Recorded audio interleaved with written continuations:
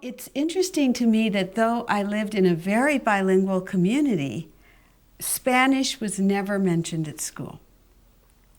Many of my friends also came from bilingual homes, or certainly from homes where Spanish was spoken. And I visited those homes, just as I visited the homes of my monolingual English friends. But Spanish and being of Mexican descent and being part of the border experience was never part of my educational experience.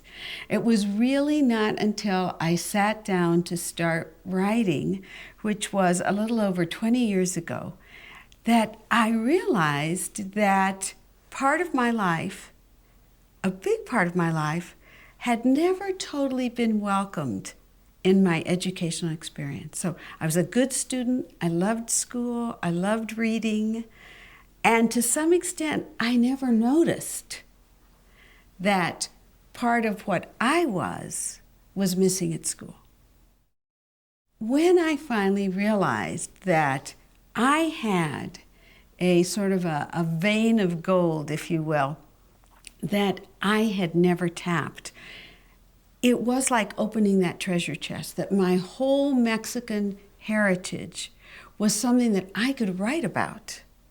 And so now when I talk to teachers and when I talk to librarians and when I talk to students, I say, you know, the trick is how we bring everything that we are to the page, everything.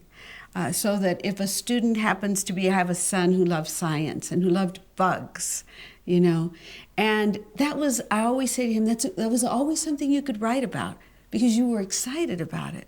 Well, culture is the same way.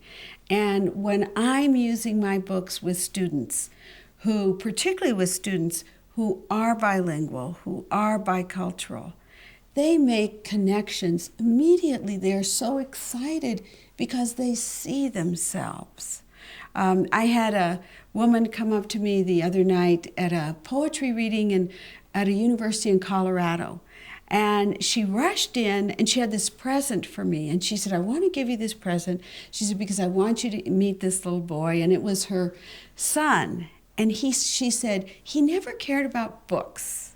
He was just a little tot. She said, until I read him Tomas and the Library Lady. And it had his name, Enrique, in it. And she said, and he has carried this book around ever since. Well, that was a very moving moment, you know. We know that students read when they make connections. They need to make connections. And so including all of the rich cultures of the United States, that's another way that we help students to make connections with books. The family memoir, House of Houses, is another book for adults in the nonfiction mode that was a great source of pleasure. It's not a book I ever expected to write, but I come from a very close family, and a lot of my children's books have family themes. So House of Houses was a way to spend time thinking about some of the most important voices in my life, which is why I think family stories are so important. It's fun to point out that the children's book, The Rainbow Tulip, actually began in House of Houses. And when I realized this experience that my mom had had in the first grade, being the translator, you know, many children around the country are the translator generation. Their families speak one language at home, the child speaks another language at school, and the child becomes that translator. So my mother was that. And had I not written House of Houses, I would never have heard that story about the May Parade and, you know, her experience. And so when I finished House of Houses, I thought, well, I'm going to take that story out and do it as a picture book. And I may do that with some of the stories about my dad, who was also quite a character. And I think it would give me a lot of pleasure to do some of the books about him. I've also written 5 poetry collections for adults. Probably students always say, well, which is your favorite form? And I always say to them, well, poetry is my favorite form. It's probably because it's the most challenging. In many ways, it's the most playful. of the forms, I think. I also love talking to teachers and librarians about this little guy from Crystal City, Texas, whose parents did not speak English and whose parents didn't have much money. They were migrant workers. Most students today do not know what those words mean. You know, school after school, I say, what are migrant workers? And unless the teacher has done work before my visit, students do not know that. So that means they are growing up believing that those strawberries and tomatoes arrive at the store on their own, you know. So it's important that people realize that that is really hard, stoop labor, and that the living conditions of migrant workers are still deplorable. And we're talking about right in our own country. And the way migrant students can be treated in schools can still be sort of an embarrassment. So the book is about this journey that he makes in the book. Throughout the book, he's a child, but he has had a transforming experience. And of course, I believe in the power of teachers and librarians with my whole heart. And in many ways, this book embodies that because of this one person who is there for him, who takes an interest in him, who helps him with his reading. And in the book, I have him teach her Spanish because I want that notion of balance. We're both learning, you know. He goes on, and as I tell students when I visit schools, he experienced tremendous discrimination, you know. He had a degree in English, but he was hired to drive the school bus. The notion was, how could a Mexican American teach English? So his secret, though, was that he kept learning, and that's what I tell students, you know. He kept learning, he kept getting more and more degrees, and eventually he was a faculty member, and then he was a vice president, and then he became the president of the University of California at Riverside. So it's a great example to talk about the idea that it isn't money that's going to be essential for personal success for students. He comes from a family without that. It is really his determination, his love of learning, and the fact that there was an educator, in this case a librarian, who helped open that world of books for him. And many times when I read the books, teachers and librarians will themselves come up and say, there was someone like that in my life. So how can we be that for the next generation is the question. I have begun asking teachers and librarians who I feel are being very successful, what are some of the things that they are doing? And I am encouraged at the sort of enthusiastic strategies that I see teachers and librarians exploring. For example, I have always talked about the importance of making classrooms psychologically safe places. And that's one issue. How do we create a spirit of community in a class, and it's my interest as a writer, where every child feels, I can tell you my story, and it's safe. It's safe. I can tell you about the food we eat. I can tell you about the songs we sing. I can tell you about my crazy uncle, you know, my tío Pablo or whatever, and you're going to treat it with respect. That is going to open up creative possibilities for students, you know. They become so excited when they can talk about what they know and feel that that is valued, that that is important, that you're excited about it. There has been some research looking at how different cultural groups respond to education, you know, the way maybe Asian parents versus Latino parents. And there are perceptions out there that Latino parents may opt out of involvement with the school. There is deep respect for education within the Latino community. And so many times parents will feel, particularly because they may not speak English, you're the expert. They have such respect for you that they feel you're the expert. I really have to let you handle my child's education. And what I enjoy are the teachers and librarians who say, oh no, we're partners in this. I need you, your child needs you. And let me talk about specific strategies. Here are the things you can do. You can say, read me that book in English. Read me that book in English, and I'm going to listen. And after you read it to me in English, I'm going to have you tell me about it in Spanish, And by working with parents, and this can be, whether we're talking about Appalachia or whether we're talking about rural South Texas or whether we're talking about inner city San Francisco, we are often working with parents who may not have a literacy tradition.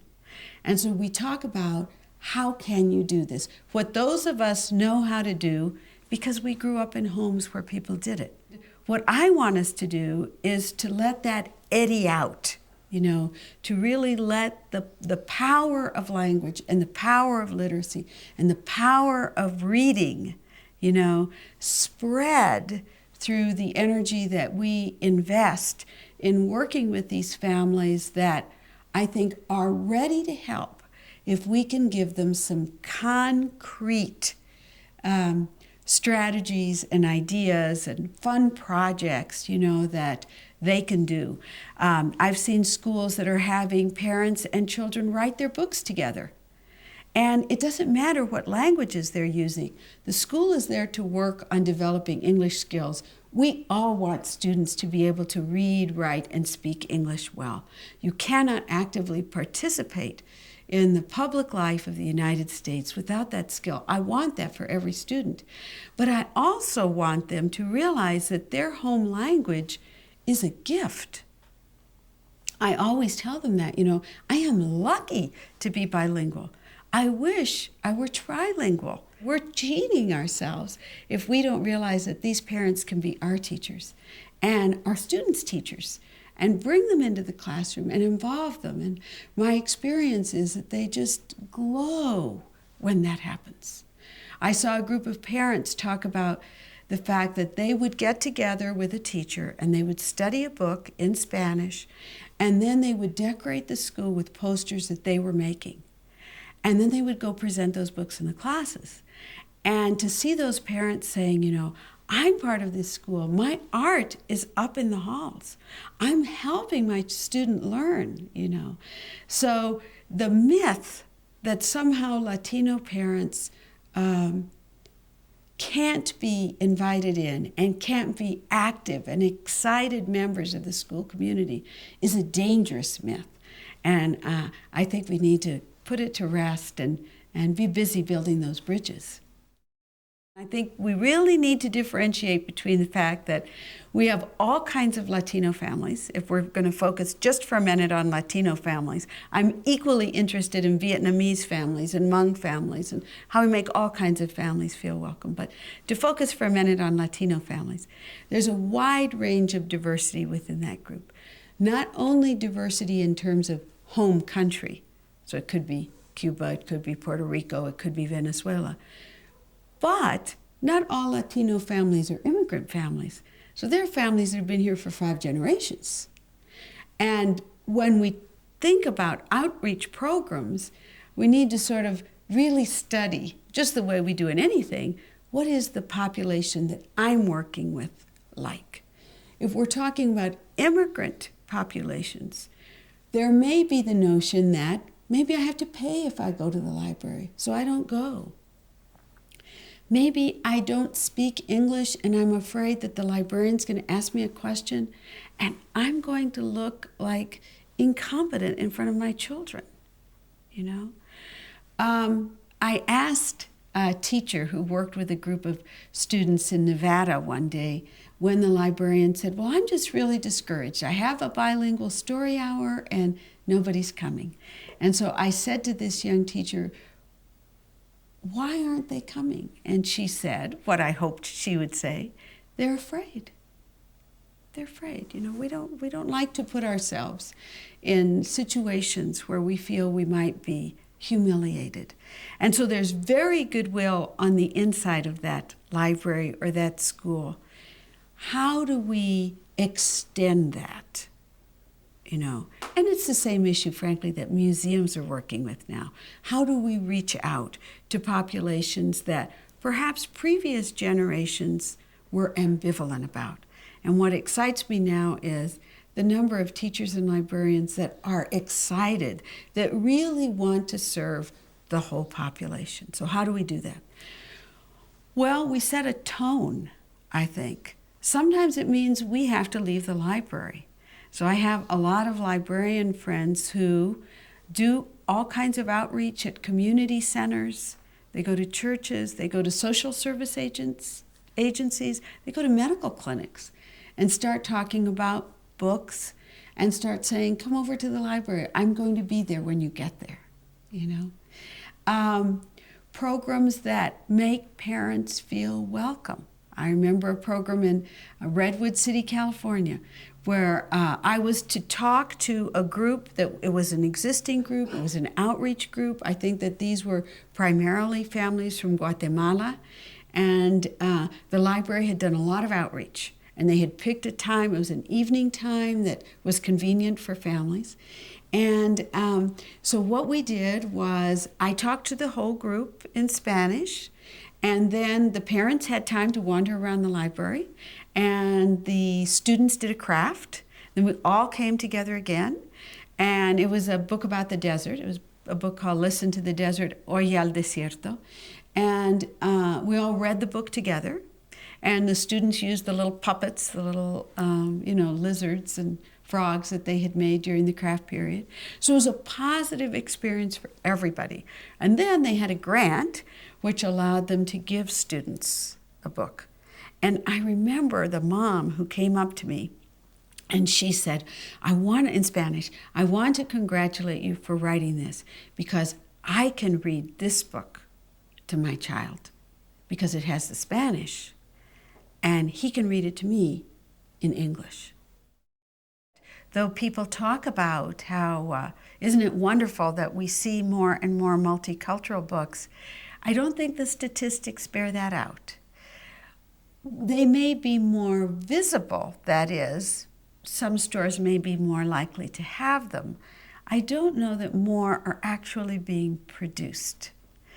Out of the 5,000 children's books published in the United States every year, 2% are by or about Latinos, though we know the size of the Latino population, 37 million, and we know the size of the Latino student population.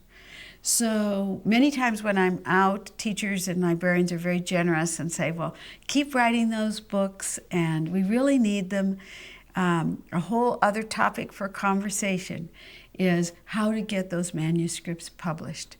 It remains really difficult. It remains really difficult. So we need to see diversity within the publishing field. We need to see diversity in terms of reviewers, in terms of award committees. You know, publishing is its own complex world. So I always encourage teachers and librarians to be leaders, to go into bookstores, and if they don't see the books that reflect their children's lives, to talk to the manager. Almost every bookstore has more books about dogs and cats than about Latinos. And, you know, it's a sad reality. So I think teachers and librarians can help change that. Talk to publishers, say, we need these books, you know. Encourage your libraries to have the books. I think we all have to be part of the change. We have to be part of the change of creating an American literature that is all that it can be, because it includes Native American voices and African American voices Arab American voices and Latino voices, and that's just going to keep growing because we are the one world nation. Most of the languages spoken in the world are now spoken in the United States. So that's a blessing. We just want to make sure that that is represented in what we call our national literature, whether that's for children or adults. The other detail that I've heard lately that I'm very excited about is working with parents, bringing them into the school and speaking to them in their native language and talking about how to be a support to your child and saying to them in their native language, you don't have to speak English to help your child succeed. So let's talk about some strategies. What happens usually is those parents do get excited about learning. They get to feel comfortable in the school. Pretty soon they want English language classes. People like to learn. People are curious when their fears have been diminished. So in my hometown of El Paso, we had a program called the Mother-Daughter Program. Initially, it was targeted at 6th grade girls to help them think about the university as a reasonable option. What happened as we worked with those moms is those moms would say, well, I want to go on with my education. So there are so many advantages, to a community in involving all parents rather than in assuming that, well, those parents don't care. Or because they don't speak English, they can't be part of the library family. They can't be part of the school family. The librarians around the country who serve Latinos and the Spanish-speaking have an organization. It's a very diverse organization. It's not all Latino librarians, but they're librarians who are very committed to really being effective professionals for Latinos of all ages. They decided that it's a group called Reforma, an affiliate of the American Library Association. They decided that April 30th would be a good day for all of us to celebrate El Día del Niño, El Día del Libro, Children's Day, Book Day. And it has been really exciting to see it ripple out. I see schools and libraries that start planning a year in advance for what they're going to do.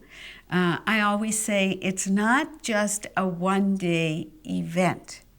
It is the day in which we celebrate all across the country the hard but joyful work of a year of linking all children to books, languages, and cultures. One of my dreams is to see those words, El Día de los Niños, El Día de los Libros, translated into all the languages spoken in the United States. So I always say to librarians, if your service population is a Vietnamese population, put those words in Vietnamese.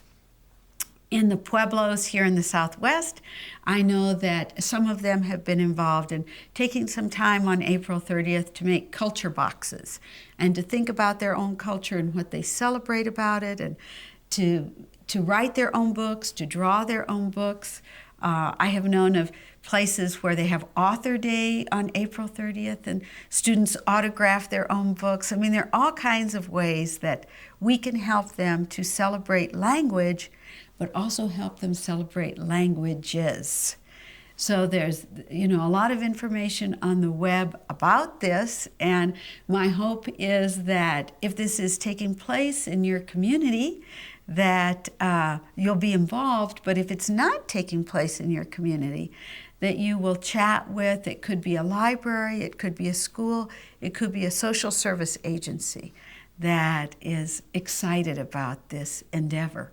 There's some information on my website at www.patmora.com, and there are links to the Reforma website, the librarians, many ideas there. The Association of Library Services for Children has produced a brochure. There's a link to that. And the brochure is available in English, but it's also now going to be available in Spanish. The Texas Library Association is going to be producing a website within the next year that will include a poster and bookmark and toolkit. The American Library Association also has El Día de los Niños, El Día de los Libros poster and bookmark that can be ordered.